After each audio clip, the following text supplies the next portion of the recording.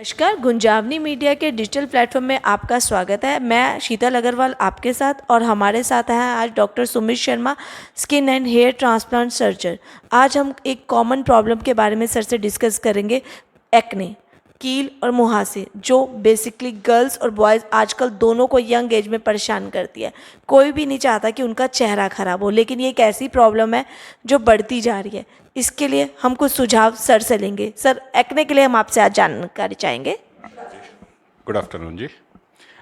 Acne जिसे कील या मुहासे भी बोलते हैं, ये युवावस्था में होते हैं। मतलब आप 12 साल से लेके ये 24 साल तक चलते रहते हैं। किसी में ये 12 साल की उम्र में आ जाते हैं, किसी में ये 14 साल में आते हैं, लेकिन हर एक, चाहे वो स्त्री हो पुरुष हो, अपनी लाइफ में कभी ना कभी, किसी को चाहे 2 महीने के लिए आए और किसी के चाहे 4 साल चले, ये आते भी हैं और ये बिल्कुल नॉर्मल है।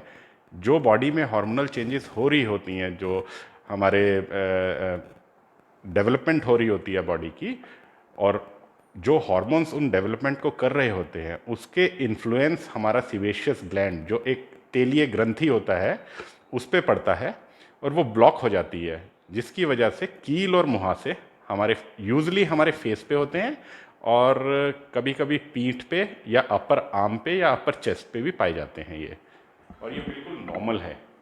सर, बेसिकली ये हमने देखा है कि फीमेल्स में ज़्यादा होता है। इसका कोई लॉजिकल रीज़न?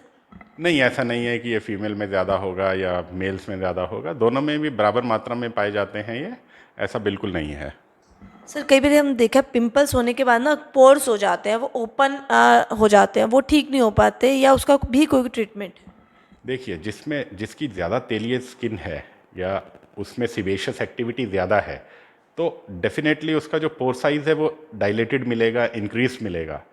तो इसमें तो यही है कि स्त्री या पुरुष को अपने जो चर्म रोग विशेषज्ञ या स्किन स्पेशलिस्ट है, उनके पास जाके अपना ट्रीटमेंट करवाना चाहिए, ताकि वो स्थायी रूप से ही डायलेटेड पोर्स ना बने।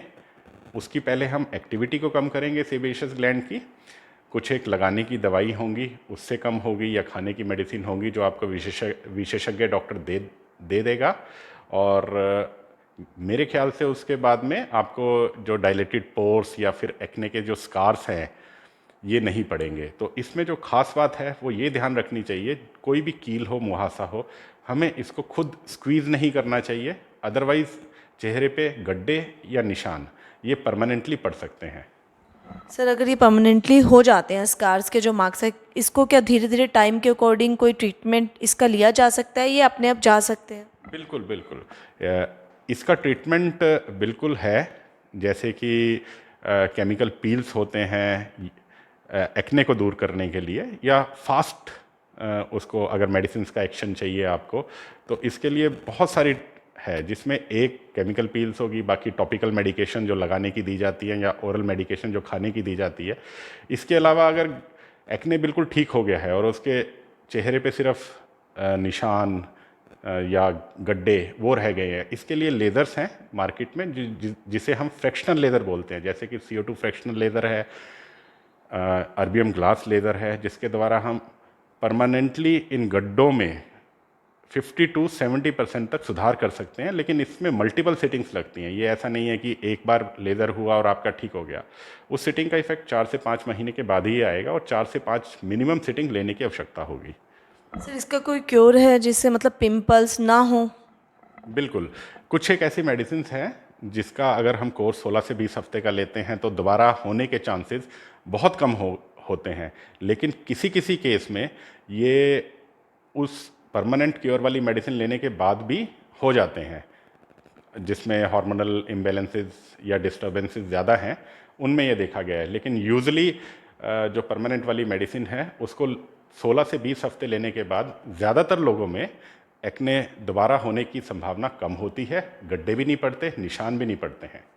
सर, ऐसा कभी नहीं होता मतलब कि किसी को ना ही हो ये एक्ने, मतलब? नहीं, ऐसा नहीं है। किसी, ये तो हो सकता है कि किसी को कि उसका लेवल उतना ना हो, छोटे मोटे कील होना या मुहासे होना, ये तो हर एक को ही होगा।